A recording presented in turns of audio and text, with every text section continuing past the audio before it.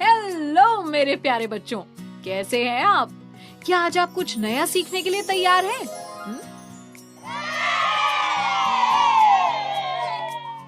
बहुत बढ़िया। खेल खेल में संदेश और विशेष नाम।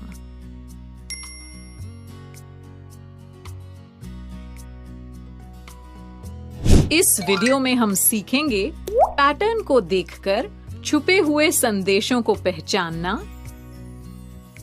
छुपे हुए संदेश लिखना, नामों को क्रम में लगाना, कुछ विशेष नाम। बच्चों, पैटर्न की पहचान तो आप कर ही सकते हो ना? अच्छा, तो चटर, पहचान कर बताओ यहाँ पैटर्न का क्या नियम है?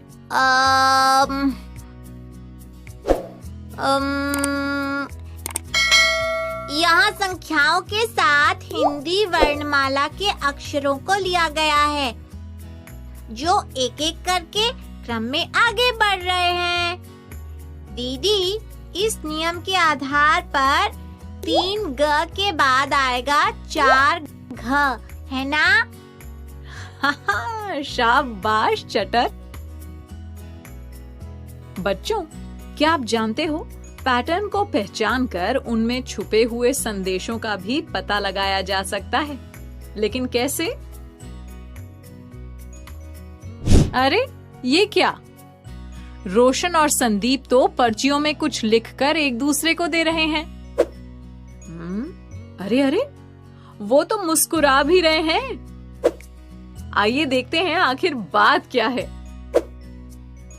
रोशन ने एक पर्ची में ये लिखा है। क्या आप कुछ समझे कि वो क्या कहना चाहता है? गौर से पढ़ो। आया कुछ समझ? हाँ, मैं बताती हूँ। बच्चों, ये एक पैटर्न है और हमें उसमें छिपे संदेश को समझने के लिए उसके नियम को पहचानना होगा।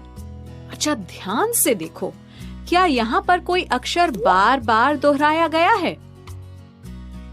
बिल्कुल सही, अक्षर अ बार बार दोहराया गया है। यही पैटर्न का नियम है। अब हम अक्षर अ को छोड़कर बाकी के बचे अक्षरों को यहाँ नीचे लिख लेते हैं।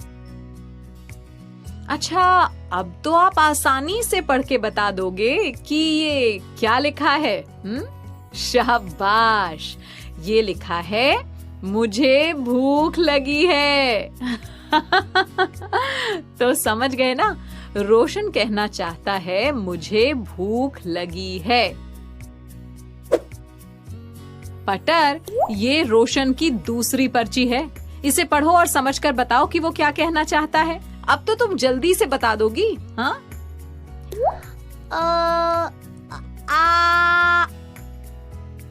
देखो ना, यहाँ भी तो अक्षर अ बार बार दोहराया गया है। अक्षर अ को छोड़कर अगर बाकी के बचे अक्षरों को यहाँ लिख लें तो हमें ये मिलेगा। यानी दूसरी पर्ची में रोशन कहना चाहता है कि तुम टिफिन में क्या लाए हो।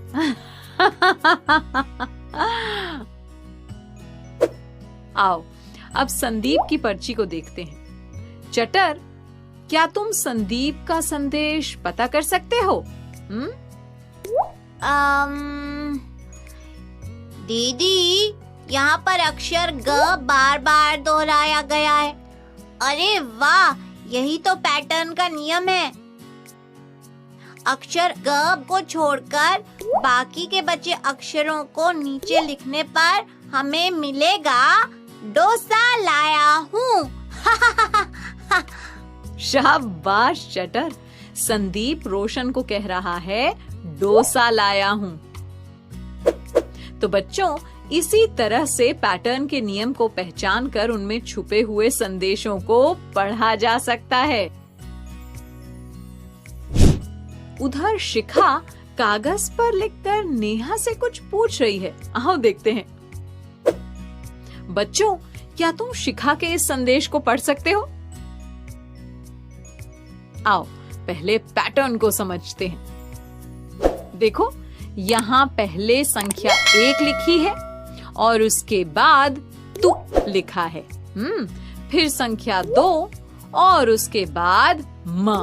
तो चलो हर संख्या के बाद वाले अक्षर को नीचे लिख लेते हैं ऐसे। ठीक है, अब बताओ शिखा का क्या संदेश है? बिल्कुल सही। तुमने ये पेंसिल कहाँ से खरीदी? अब नेहा शिखा को जवाब देना चाहती है। सोहन चाचा की दुकान से। लेकिन वो अपने संदेश को उसी पैटर्न में लिखना चाहती है। क्या तुम उसकी मदद कर सकते हो? देखो, सबसे पहले हम लिखेंगे संख्या 1 और उसके बाद सो, फिर संख्या 2 और उसके बाद ह, फिर संख्या 3 उसके बाद न। इसी पैटर्न से आगे बढ़ने पर नेहा के संदेश को इस तरह लिखेंगे।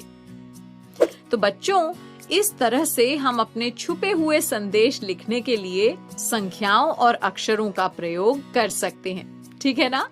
लेकिन ध्यान रहे कि वो अक्षर प्रयोग करना है जो संदेश में नहीं हो। दीदी दीदी, मैंने आपके लिए एक संदेश लिखा है, देखो जरा।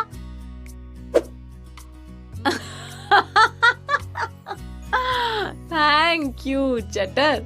पटर, क्या तुम बता सकती हो चटर क्या कहना चाहता है?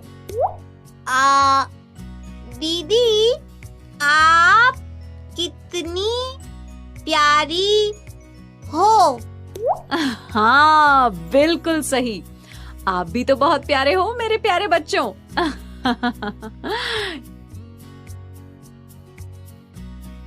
चटर, क्या तुम इस संदेश को छुपा कर लिख सकते हो? दीदी दीदी, इस संदेश में च अक्षर नहीं आ रहा है, तो मैं च अक्षर का प्रयोग करूंगा और छुपा संदेश ये होगा। शाबाश चटर, बहुत अच्छे।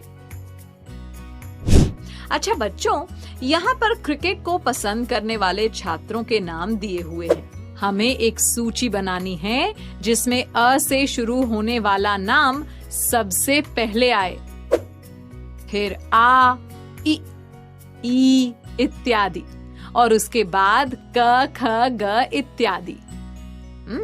यानी हिंदी वर्णमाला के अनुसार। तो बताओ कैसे बनाएंगे ऐसी सूची?